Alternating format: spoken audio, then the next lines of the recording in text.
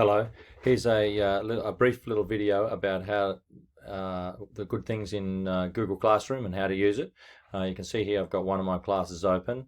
All of your classes will appear under these dots here on the left hand side, and they'll be up and down in here, and you can switch between classes there, and that'll stay in this tab, or you can right click on that and open in a new window, which is probably a good idea as well.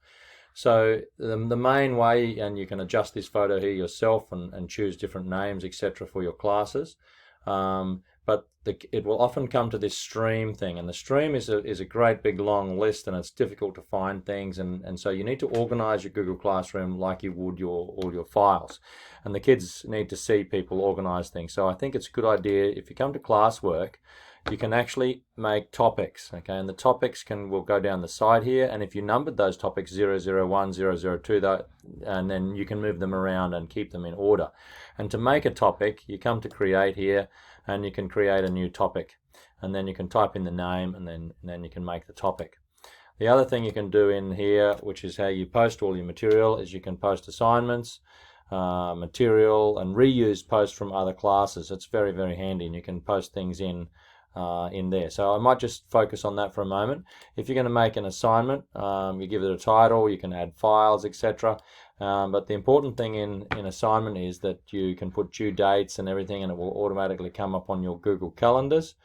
The other thing that's really handy is that once you make an assignment, if you attach a file, then that file, if it's a Google Drive file, if it's like a Google Doc or something, you can actually, there's a down arrow in here. I better show you how to do that because it's a really important thing. So I've typed in here test assignment, I've gone here to add, and I'm going to add a link, but before I get that, I have to actually get that link from somewhere first. So I'm going to come back to my Google Drive folder, and I'll find a file in there, and I'll right click on that, and I'll get its shareable link. Now once you have its shareable link, you can copy that one. And I've got that now, so I can come back in here to my classroom. I can go to link, and I can paste that link in here, and then I click add link.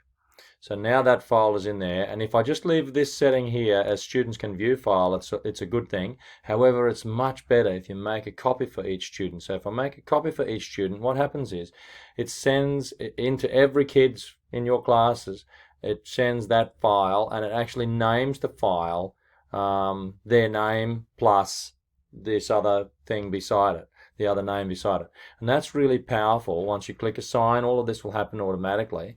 That's really powerful because then you can look at those kids' work without them having to submit the assignment at any stage. You can actually see that. And I'll show you how that works now. So if we go into one of their assignments, and I have a look in here, we can see all these assignments, and if I look inside one of these now, let's have a look at, let's hopefully someone's done one. It's not going to go. Okay, I came back to another assignment because I hadn't assigned it. So if we look, here's all the kids, and I can go in now to their assignment, and it will be called, it's in their thing now, and this is where you would mark this kid's work, and you can leave feedback in here. You can click this button here, and you can type stuff, you can add a rubric, and you can do things. So it's just taking a second to load, but you can click here and you can get a feedback thing, and you can type in there feedback, and then you can post it, and then that kid actually receives that. So that's a very, very powerful tool. You can click on this next button and you just scroll through the whole class, so you can mark really efficiently. So the next thing that I'll just quickly show you, if we come back to our class here, everything will post, and you can post things. When you create a post, you also get to choose the topic that it goes under, and that's a really handy thing as well. So you got all these tabs across the top here. If your classwork's there, if you come to people, you can see other teachers that you've invited, and you can invite all of them into your classroom. Kids and parents you can invite here, and you can then email all the guardians if you've got them in there, or you can choose just a number of the kids and email them. There's other things that you can do in Google Classroom as well with grades, etc. But the classwork and the way you can assign assignments, etc., That's the power of this. And then you can check the students' work, and they submit their work in there, and so you don't receive hundreds of emails. You just go in there and you can check their work, set a due date, and then you can annotate it and put notes on their work, and then they can see it again. All right, hope that was helpful.